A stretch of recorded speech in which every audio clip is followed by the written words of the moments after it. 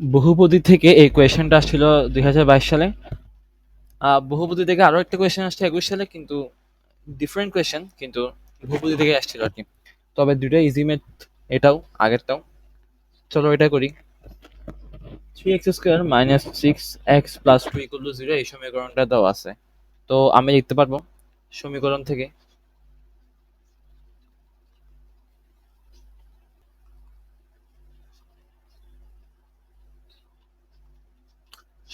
লিখতে পারবো হচ্ছে m + n, যেহেতু মূল্যের যোগফল কত, -b/a, -6/3 অর্থাৎ হচ্ছে 2।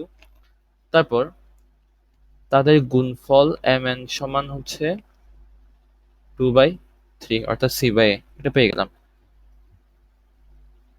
তো এখন যেহেতু এই দুইটা মূল বিশিষ্ট সমীকরণ বের করতে বলছে, এই দুইটার যোগফল, এই দুইটার গুণফল আমার বের করা লাগবে।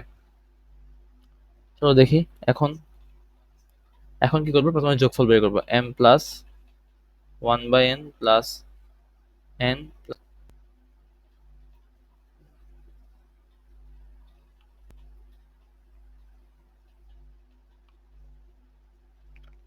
+ 1/m, যোগ করলে কত হবে, m + n। তারপর বাকিটা করলে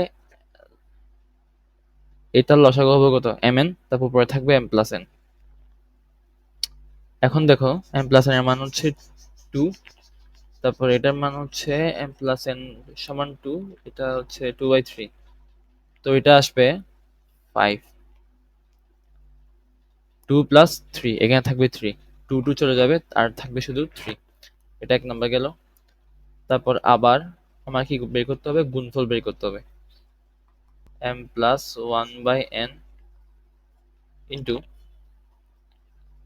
n + 1/m সমান mn। তারপর m এর সাথে 1/m গুণ করলে 1, n এর সাথে 1/n গুণ করলে 1, তারপর 1/n, 1/m হচ্ছে 1/mn। এখন mn এর মান হচ্ছে 2/3, এটার মান হচ্ছে 2, তারপর আবার হচ্ছে 1/mn হচ্ছে 3/2। তুমি যদি যোগ করো, লসাগু হচ্ছে 6, 2 দুগুণে 4 প্লাস 6 দুগুণে 12 প্লাস 3 3-এ 9। তো যোগ করলে কত আসবে, 12 4-এ 16, 16 9-এ 25, 25/6 এটা আসলো। এখন সুতরাং নির্ণয় সমীকরণ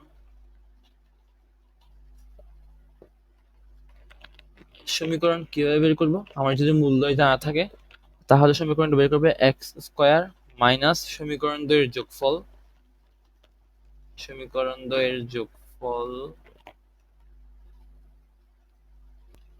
যোগ হবে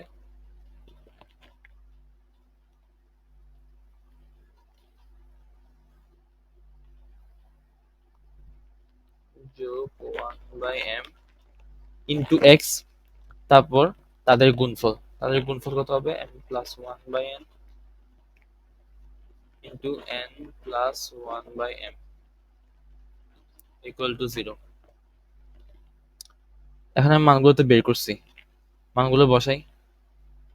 এটার মান হচ্ছে 5, তার মানে 5x। তারপর গুণফলের মান হচ্ছে 25/6 = 0। তারপর এখন কি করব, 6 দিয়ে গুণ করে দেব। একটু সাজিয়ে গুছিয়ে লেখা উচিত, ভগ্নাংশ না রাখাই ভালো আর কি। এতটুকুই আনসার লিখলে হবে, তাও আমি একটু সাজিয়ে গুছিয়ে লিখতেছি আর কি, এক লাইনের তো ব্যাপার। 30x + 25 = 0। তারপর একটু বক্স করে দিয়ে পাশে লিখে দিবা আনসার, যাতে স্যারের চোখে পড়ে। তবে আবার দেখিও এবার গুণ করতে গিয়ে আবার কি করিও না, ক্যালকুলেশন মিস্টেক করিও না। তুমি এখানে ঠিক লিখছো, গুণ করতে গিয়ে এখানে ভুল লিখছো, তাহলে কিন্তু আবার ঝামেলা আছে।